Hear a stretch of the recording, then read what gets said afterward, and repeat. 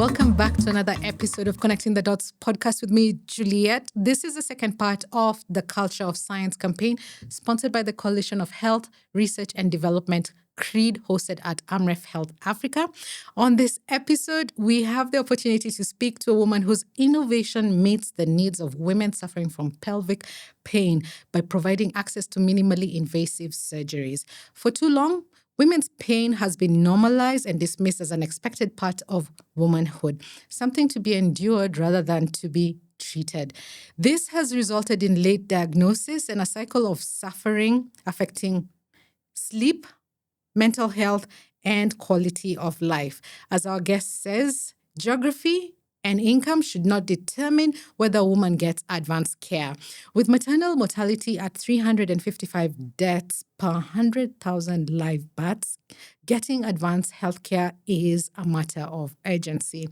Minimally invasive surgery offers faster recovery, less pain, and better health outcomes. Today, I am joined by Faith Wanjeri, who's a co-founder and CEO of the Hemp Practice, a social enterprise changing the game for how women's healthcare is performed or done in East Africa. She has over a decade of experience at the intersection of public policy as well as community development. At the Hemp Practice, Faith translates high-level experience into operational excellence. She provides strategic leadership across governance, partnership, as well as service delivery, ensuring that organizational growth is aligned with impact. Karibu sana, Faith. Thank you very much, Juliet. Tell us about the Hemp project and also, some minimally invasive surgeries. We've been talking about laparoscopy, so unpack that a little bit for us. So the Hemp Practice was founded a couple of years ago, and we are a social enterprise that was started so that we could ensure that there's advanced healthcare for women, where we ensure that they have access to affordable medical technology. And we've decided to focus on minimally invasive surgery, which, by the way, is the global standard for the treatment or the surgical treatment of gynecological conditions across the board. So we focus on making this technology both affordable and accessible for women who lived in underserved communities, so from rural areas to peri-urban areas. And why we decided to focus on this is because like I mentioned, it's a global standard. However, in sub-Saharan Africa, only 1% to at most 5% of the surgeries done are done via minimally invasive surgery. And That's very low. very, very, very low. And this is in comparison to developed nations, which is up to 90%, 94%. All right. Yeah. And given that you actually mentioned what the advantages are, we've talked about quicker recovery. We've talked about smaller external scars as compared to the big cut. We're talking about shorter hospital stay. We're talking about getting back home faster, having to use less medication, antibiotics, because you have there are less incidences for infection. So this means that, especially for our socioeconomic status in sub-Saharan Africa, or even just in Africa in general, this is very important for women who need to go back to work quicker, who need to go back to their home life. Exactly. So the advantages are very high, but it's not something that we have decided, or it's not widely used back home. And why was it called Hemp? And what were you trying to achieve? And then what do you also do? Okay. So I think let me start by saying how it came to be.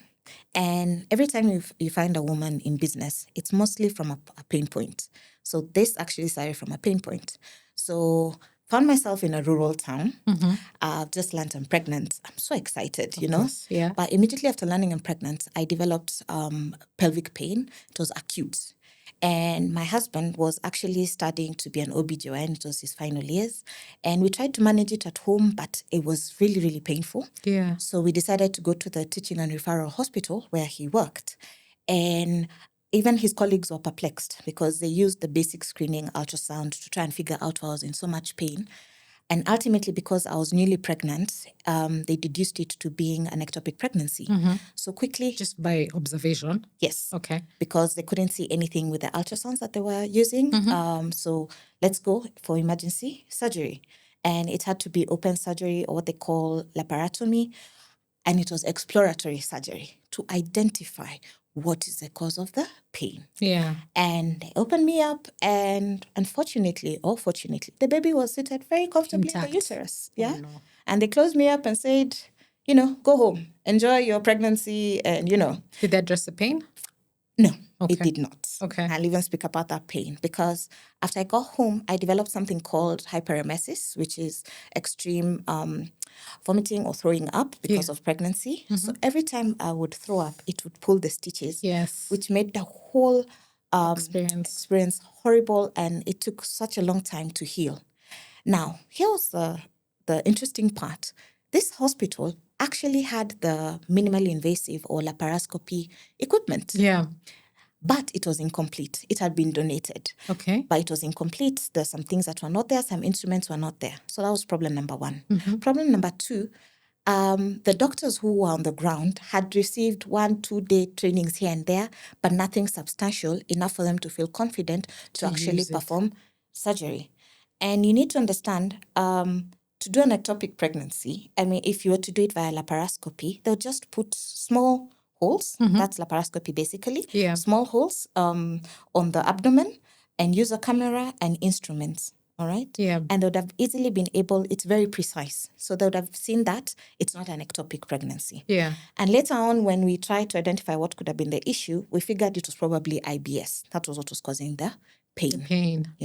So after that, my co-founder and my husband, Dr. Morethi, decided to understand or know more about laparoscopy, and he started training in it as he was in school.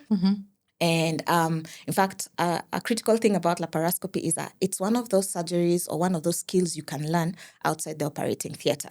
So you can use a pelvic trainer. However, there was only one pelvic trainer for like 60 students. So he understood the mechanisms, and he went home and started telling me, buy me a plastic container, buy me kitchen sponges. Yeah. So I was like, okay, so I'm going to make one. Yeah. And he did. Okay. And it worked. Interesting. So when he actually made one, his fellow colleagues were very interested, and he made for them. And by the time he finished school, he was able to donate them to the school and to his fellow friends. Yeah. So now we come back home, and I'm like, okay, so you have all this new, skills, you have all this information. Now what? We come back and we realize, especially the fact that he worked in the public hospitals, they did not have laparoscopy equipment. And even in most of the private hospitals, which are in the periphery of Nairobi area, so Kiambu, and we decided, let's buy a tower. Yeah. And let's buy a truck so that we could be mobile. Yes. Interesting. So that enabled him to move from hospital to hospital and support his colleagues as well. So we had the equipment, we had the instruments, we had the doctor, and a very lean team. Yeah. So we were able to move from hospital to hospital, and we started practicing laparoscopy.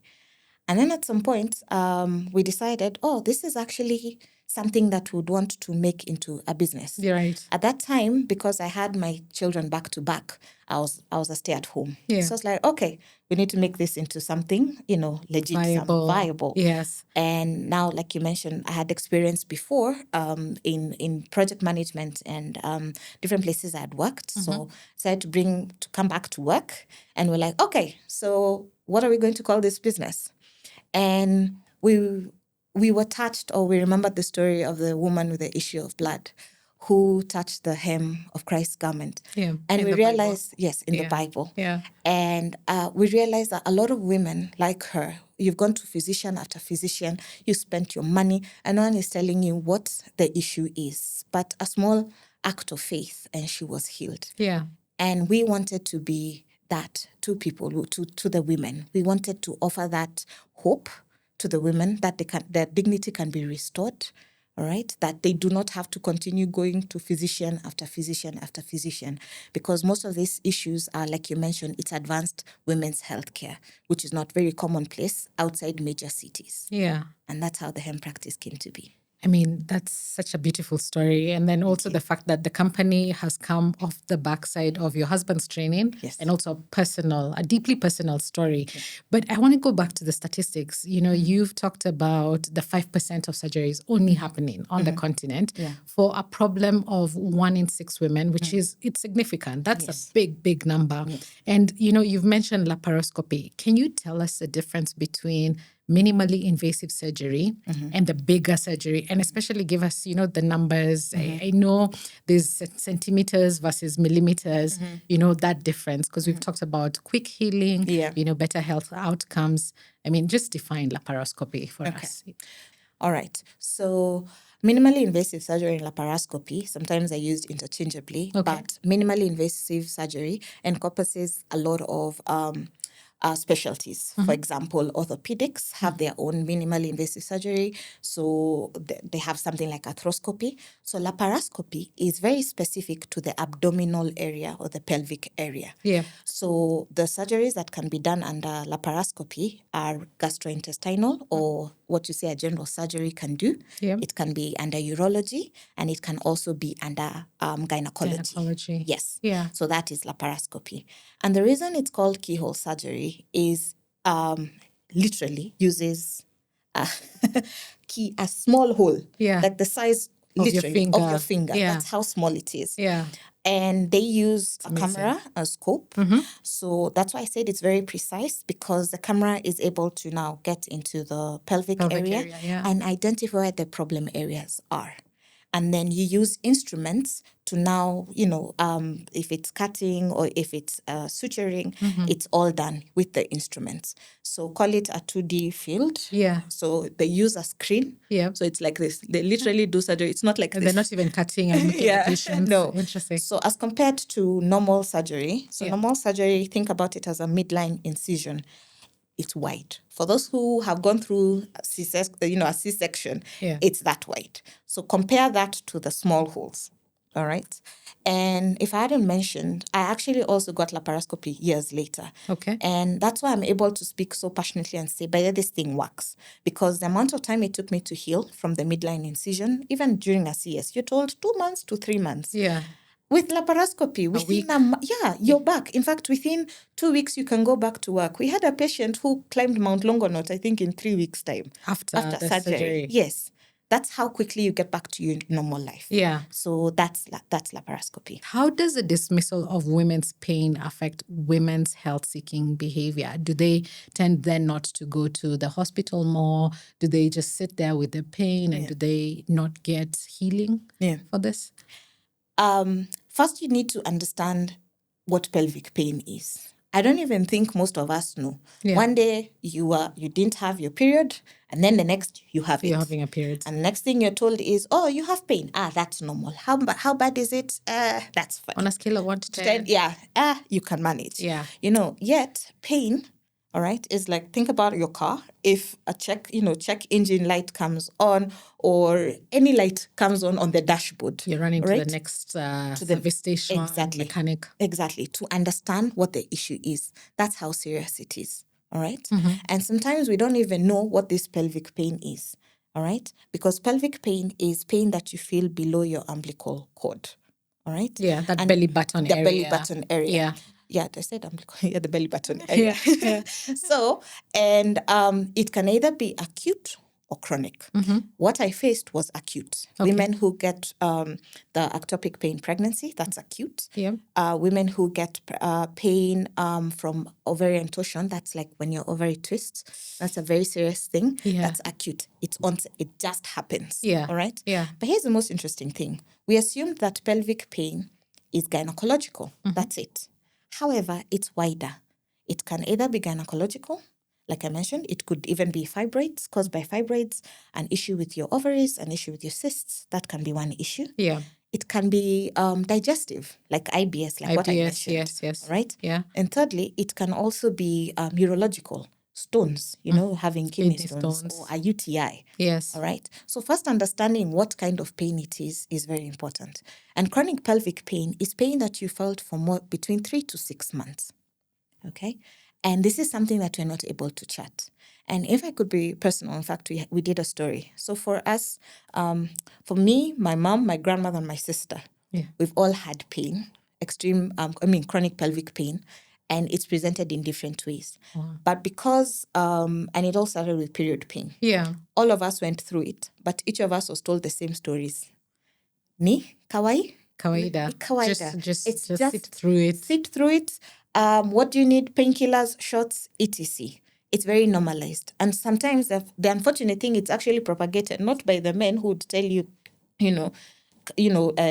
kangumu, hold it's tight. hold tight. No, it's actually the women who have gone through it, who know how bad it is, who are telling you, it's normal. So it's like they've learned to live with it and they Yes. expect you to also learn to live with it without recognizing this is actually a significant problem. Yes. It's a check engine. Exactly. problem. It's a check engine problem. Yeah. And what was interesting is realizing how our different pains or how our pelvic pains ended up what the condition was. So for my grandmother, I think hers was, we never knew what hers was, but she had a lot of pain. Then my mom sought treatment, hers was fibroids. Yeah. Then mine, like I mentioned, was acute. And then like for my sister, it was endometriosis. Okay. All right. Yeah. And because we had lived with this pain for so long, and my mom knew from her mom, at least by the time we came to be, she had started ensuring and we got treatment. Yeah. Now, please understand that not all these issues need to be treated surgically. For example, I have been tested for everything. I have a lot of pain. Sometimes I even have to get injections. But mine is treated pharmacologically. Okay. So it's medication treatment. Yes, yeah. It's medication. And one thing that I was taught that we didn't know, you're not supposed to take pain meds when you're in pain. Oh, yes. Really? That's a big mistake that we make. Wait, generally? Generally, you're not supposed to you don't wait for the pain to come, to that point. To that point, Yeah. then you start taking the medication. So, for example, like now how mine was treated was pharmacologically, and that's why I'm saying medication. So I had to learn 2 days before my period starts, I have to take my painkillers. Okay. All right? Yeah. And then knowing that if the pain is too much, then you have to get an injection. You understand? But this is something that I got to learn much later. Before that, it was take paracetamol, especially for girls who are in high school. Yeah. Right? Or take this white or ibuprofen, these white tablets. Yeah. You understand? Yeah. But it didn't work for everyone. And then that's the most beautiful thing about our bodies. So women assume that because it's worked for me, it will work for you. It will work for me, right? And that's why there's a wide range. So yours may work with they call it there's tramadol, there is brufen, there is I don't know how to pronounce that word. There's a certain acid, but there are different medications that can be taken. So that's pharmacologically. Yeah. However, there are those that need surgical intervention. For example, if it's endo and it needs surgical intervention. But there's also endo that can be treated as well pharmacologically with medication. How do we ensure that you can still live a normal life? Yeah. But ultimately, the main messaging is pain is not normal. And I want to take you to this pelvic pain and how it's affecting diverse women, because you've said my pain might not be your pain. Yeah. The way it's being treated when I go to the healthcare facility is also not the same. And we know for some women it's so severe to a point that people's sleep is also affected. What are the signals that women need to look out for them to know that actually it is time for me to start seeking medical help? And I'm hoping we're not going to say we wait till the extreme side of things. And then also, how do we, even with our health providers, how do we begin to just be adamant? Yeah. I've had to speak to a few of my friends where we've said, guys, go for a second and a third opinion. Just because one of the health providers said this, it means that maybe let's go to another one. Yes. So there are certain apps that you can use to help you track your symptoms. Yeah. See, it's one thing to go and say, Doctor, I'm feeling one thing here, but it's another to say, look, here's the data. Here's the data. Yeah. This is how my periods have. This is how every month looks like. Sometimes ovulation is an issue as well. I get pain. So you'll find that some women during ovulation get something called PMDD, which actually affects their mental health. Yeah. So when you're noting down, it's not just physical symptoms. You're actually being asked, how are you feeling? Are you feeling sluggish? Are you feeling angry? So they're able to track this. That's a key thing when you're going to see a health practitioner. All right? Yeah. Have your facts, especially when you're starting to understand that this pain is not normal. But how do you start? How do you identify that things are not good? So they call it the four Ds, but those are they're very, very medical terms. One starting with dysmenorrhea, but I'll explain what it means. So one is pain during intercourse, pain during your period, pain when passing stool, and pain when passing urine. Yeah. Okay, those are the key symptoms, some of the key symptoms, and of course, excessive bleeding. All right. Yeah. That is not normal. All right. For some people, they thought that the first day when they started their period, it was heavy. That's the way it is. It's always been. For some people, it changes. Yeah. For some, that's how it started. Yeah. But those are not normal things. So that's the first thing. And then when you find yourself going to a practitioner and you're trying to explain something and they're being dismissive. Yeah. And I think the worst part of it is you can go to one, especially before the digital age, you go to 1, 2, 3, and at some point you're now told, I think it's psychiatric. Maybe let's send you to a psychiatrist. It's mental. It's a mental thing. Pain can be, there's transference of pain. Blah blah blah. Yeah. Now the beauty about the digital age is because now there's more information out there. You can Google. You can search. You can AI. You can CHReaD. Yes. It is your friend, but it's your friend in only one way. It's your friend in terms of the list of doctors who are out there who you can actually see. Yeah. And like you mentioned, yes, seek not just one, not just going to one doctor. Go to 2, 3. But more than that, doctors have also specialized. Before, an OBGYN was everything. All right. Now you have the OBGYNs, for example. Now, some who specialize in urogyn. Urogyn means they also deal with the urinary system. Yeah. All right. But they're still gynecologists. All right. Like I mentioned, if Dr. Morethi, for example, has decided to focus on something called neuropelviology. Now, this is broad. It's broader. It's looking at the entire pelvic area, because sometimes a woman will come in. I don't know if you know about this with CS, that I used to sit. Yeah. Yeah, like for me, I used to sit for hours. Yes. I'm fine. Yes. When I did my CSs, in fact, I used normally say the coccyx. You know that tailbone, there's a thing. Shifting. Yeah. And you always hear women who've gone through CSs having a thing. Oh, there's a thing. Every time I sit, there's something on my thigh, Yeah. And then learning that, there could have been nerve damage, and this is how you treat it. Because normally everyone says, if you went through a CS, it's normal. Hey, everyone gets it. Yeah, it's a side effect. Yeah. But it's not. So, for example, with Dr. Morethi now decided to focus on this. So it's holistic. So when a woman comes and presents her issues, sometimes, like I mentioned, maybe if they'll just realize it was IBS, I wouldn't have had to go through surgery. Yeah. But most of the time when you go to a doctor, let's say you start with a general practitioner and you say, I'm feeling pain here. Yeah. They say, oh, that's a gyn immediately. But now there's a lot more information out there, and now there are specialists who focus on different areas of the body. And then let's also rely on the support system. Women have you have your groups, your chamas, you have your families. Yeah, your sisters. Your sisters, your cousins, Yeah.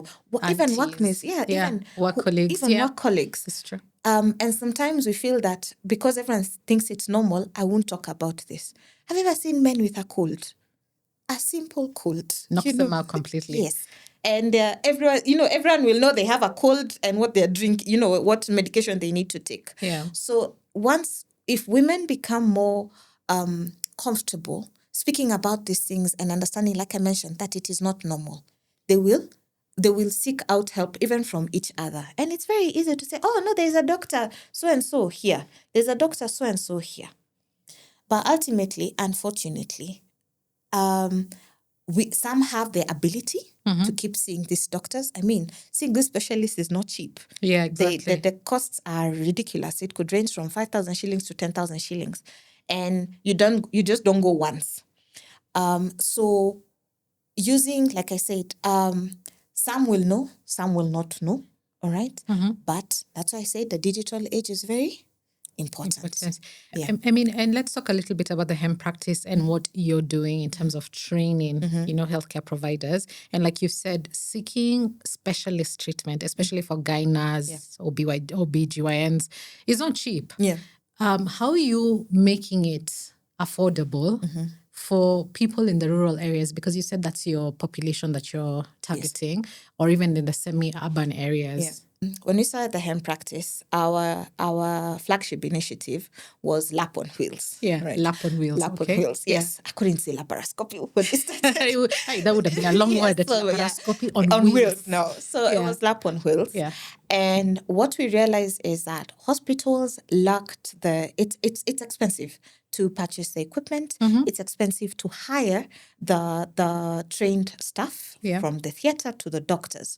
So until they understand the need for it, sometimes first going with the equipment on rental basis helps. Yeah. And then they understand appreciation. They appreciate how it's helping their community. Right. And we started with Lap on Wheels, and we've seen how beneficial it's been, because I think out of the hospitals that we've been working with, 3 right now have purchased their own towers. Oh, and amazing. But how got, much is a tower?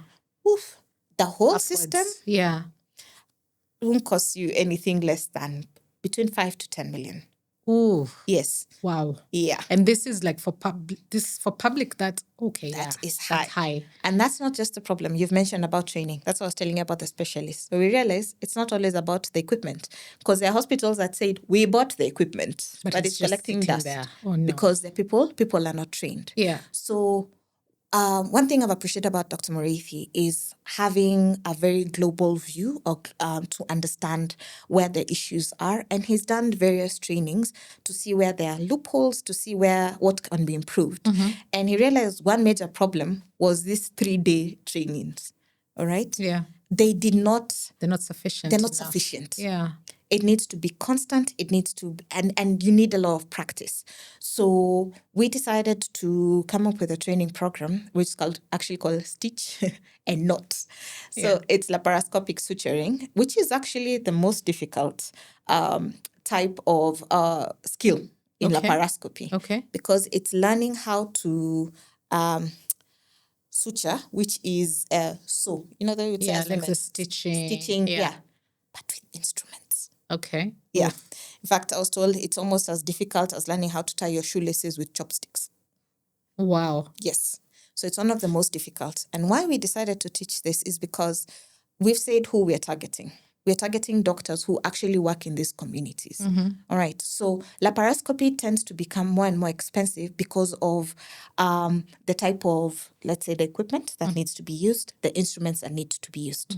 So when you go down to the basics, it can be affordable. Yeah. But the more that you're trying to make it easier, it becomes more expensive. For example, this suture I'm talking about.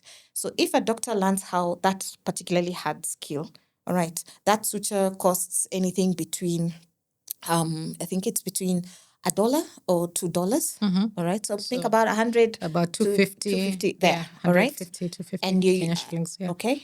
And then you have something called the barb suture, which is really expensive, upwards of like 7,000 shillings. Okay. So if you understand how an operation works, the cost increases because of all the things that are used for the operation. Yes. So if you're using the implements or the instruments that you're using or the consumables are cheaper, all right, it becomes cheaper for the patient. So we decided to teach this skill to them so that they're able to for their patients to be able to afford. Yeah. So that's the whole essence of Teach and Not. So in 2 months, it's a hybrid program. We have the doctors come in, so the gynecologists, they come in and we work with them for 2 months.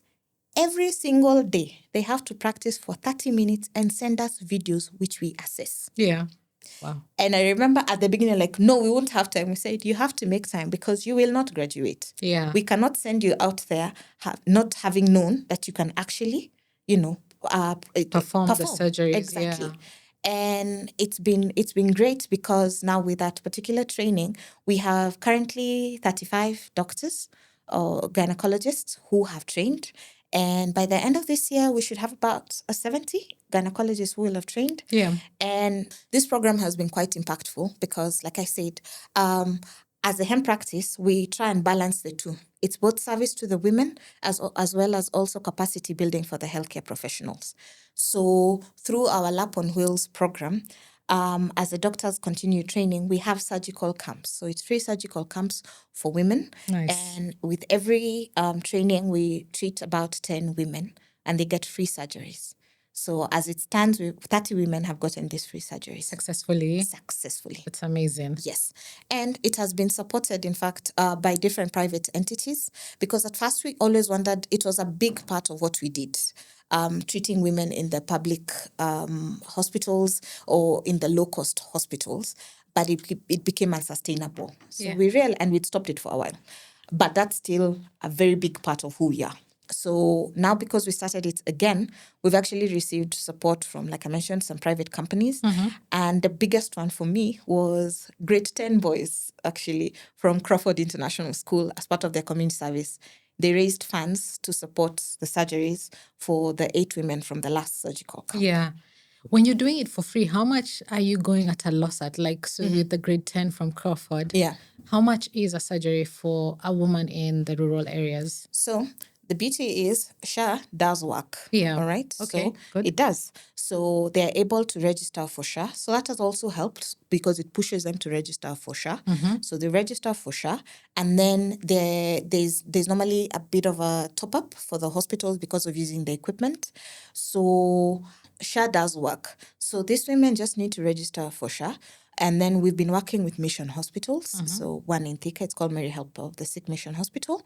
So once they register for CHReaD, then there is a top-up now for the equipment and then also for the staff as well. And this is just about, so it's about 35,000 include now with CHReaD as well. Okay, wow. So you're contributing quite a lot, especially when you're doing them for free. Yes. Yeah, it's not just 5,000. No. That's a huge amount. Yeah. Faith, that's very exciting, especially on the cost saving side of things, and also thinking about the duration of stay in hospitals. As we're wrapping up, you know, you started the business more than 6-7 years ago. Where do you see yourselves in another 5 years from now? What's the impact you want to have been able to achieve? Well, in another 5 years, right now, especially like for the treatment for the women, we have one center, which is in Thika currently, the Medical Center for Women. My prayer is that in 5 years' time, in every region, because my main problem is the whole traveling for women to main areas. It's a distance. Yes, it's a distance. And In also pain? in pain, and also your support system. You're far from them. Yeah. So my prayer is that at least in every region, what we used to call provinces, we will have MIS excellence centers. Yeah. So that's one. Yeah. And hopefully, yes, in that 5 years, for East African countries, because we have our partners, at least one in each. And being able to do that helps us with also with the specialists that we're training, so that the standard is the same. You see, if you train people the right way and the standards are the same, it's a very good thing, even for how it's taken up. Because if people hear about, there are always complications, oh, this went this way, or this way, that way, you know, people can start getting afraid. But if there's a standard that's accepted across the board, it would really, really help. Yeah. So that for sure is big. And then in terms of training the healthcare professionals, it's a big dream, but I'm looking at having trained about 5,000 healthcare professionals. Oh, wow. And I'm not looking at just East Africa. I'm looking at even Africa in general, especially given that our program is hybrid and we are working on ensuring that we can implement AI so that the program is completely autonomous, so that wherever you are, you can actually receive the training regardless of how far you are from us. Amazing. And we wish you all the luck as you expand beyond the borders of Kenya, East Africa, and the entire continent. Thank you. I think this is a much needed innovation by the hemp practice that you have brought in. And, you know, we're wishing you all the best of luck to you and the team members. Thank you so much for joining us today. And we've learned a lot. This episode has been brought to you by the Coalition for Health Research and Development, CHReaD, at Amref Health Africa. This is the second and last episode of the Cultural Science campaign. Keep the conversations going on social media. Remember to tag us on CTD Pod Africa on Instagram, TikTok, YouTube, as well as LinkedIn. And as always, stay curious, stay bold, and keep asking the question, why?